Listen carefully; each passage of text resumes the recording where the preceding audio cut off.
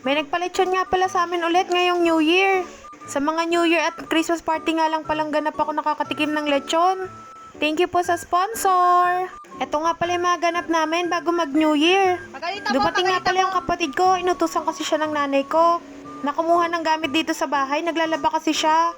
Si Shadow gusto lagi nakasama kaya ayan, sinakay muna ng kapatid ko dun sa may motor niya. Feel na feel naman ng batang pagsakay sa motor. Kahit na mainit, gustong gusto talaga sumakay. Akala kasi ng batang yan, lagi siya iniiwan kaya nauna pa siyang sumakay dun sa taong sasakay. 5:45 na nga pala to na makarating yung lechon. Naligaw daw kasi yung nagde-deliver ng lechon. 2 nga pala yung dineliveran niya daw dito sa amin. Yung isang bahay nakita niya agad. Buti na lang kilala yung apelido namin dun dahil sa kapatid kong bunso. Kaya nakarating si kuya dito sa bahay namin.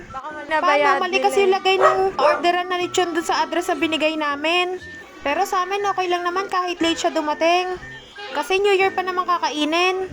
Tapos ito pala yung sauce tsaka yung kilawin. Free nga pala yung kilawin dyan kasi laman loob. Tingnan nyo nga yung tatay ko, binalik-balikan na yung lechon. Ang sarap din kasi ng lechon na to, hindi siya maalat. Tapos homemade sauce nga pala yung meron sila. Grabe, sulit talaga yung lechon doon sa Rolando's. Sa Naik nga pala yung branch nila, kaya kung gusto nyo, mag-order na rin kayo. Binuksan na nga rin pala ng kapatid ko tong lechon. Kasi baka lalong kumunat kasi nakasarado lang. Binuksan na rin kasi kakain din pala yung kapatid ko tsaka si Papa.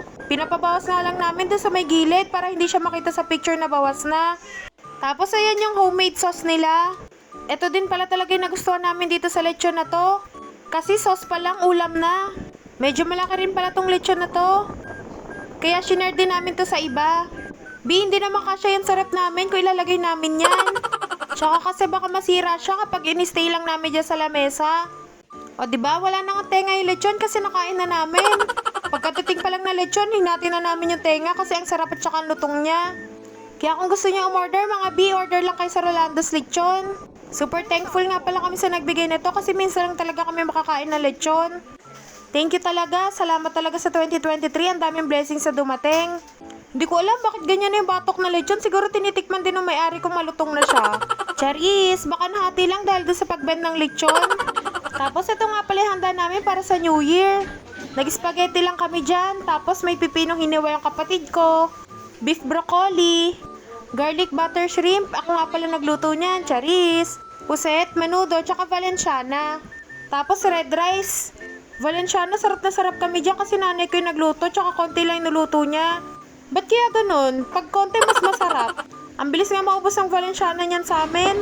New Year na nga pala, kaya ayan, bida-bida na yung kapatid ko sa paputok. Favorite niya talagang gawin niya ng magpaputok. Kahit sa TikTok tsaka YouTube pa nanonood yun ng mga paputok, wala nang ginawa kundi magpaputok. Sinasabi ko talaga dyan sa kapatid ko kapag naputukan siya, naku baka hindi covered ng health card namin. Charis! Oh, ingay! Ganto ata talaga mga bida, pag tumatanda na, naiingayan na talaga sa paligid. Abay, naririndi na nga yung tenga ko sa ingay ng mga paputok tsaka ng mga motor at tricycle. After nun, nagpalaro pa nga pala ako ng money challenge sa amin. Kahit konti yan, alam ko masaya naman yung mga magulang ko tsaka kapatid ko sa paglalaro niyan.